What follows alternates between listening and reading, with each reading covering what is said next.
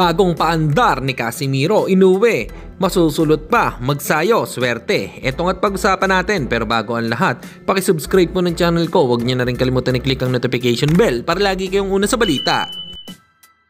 Pag-usapan nga po natin mga kaboxing, Mark Magnifico Magsayo pasok na rin sa world ranking ng lightweight 135. Sa ngayon ay nasa magandang status si Magsayo ng super featherweight division at anytime pwede nang lumaban sa world title.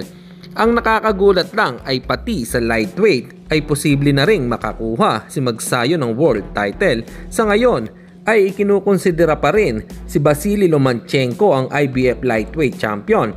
Pero dahil sa pagre-retiro nito ay mababakante ang IBF title. At ito ang paglalabanan ng mga top IBF contender. Sa ngayon ay nasa rank number 6 si Magsayo ng IBF lightweight ranking at pwede na ding lumaban sa world title. Samantalang matapos ngang i-anunsyo ang papalit kay San Goodman na makakalaban ni Japanese monster Naoya Inoue na si Kim Yi-jun na wala pong nakakakilala sa boksingerong ito, ay talagang binatiko si The Monster na cherry picker mahilig lumaban sa hindi dekalidad na boxer. Pero hati ang naging opinyon ng mga Pinoy fans na baka kakapili ay matalo pa ni Kim Yi-jun itong si Japanese monster Naoya Inoue dahil may galaw din pala ito at hindi basta-basta.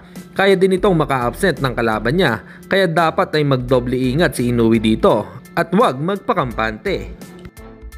At sa kabilang balita naman tayo mga kaboxing, sa kabila ng may pera na itong si Cuadro Alas ay sa isang post nga po nila sa FB page ay nagpapakita ng simpleng tao pa din nga si Casimiro. Ayon nga sa post nito ay mais na kanin at sardina sapat na kung laki ka sa hirap.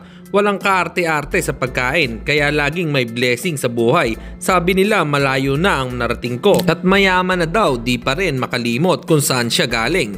Sasabi ko naman sa kanila, kung saan ka masaya, gawin mo. Life is too short. Hanggang dito na lang muna ang ating balita. Dito na lang ang aking boxing news report. Babu!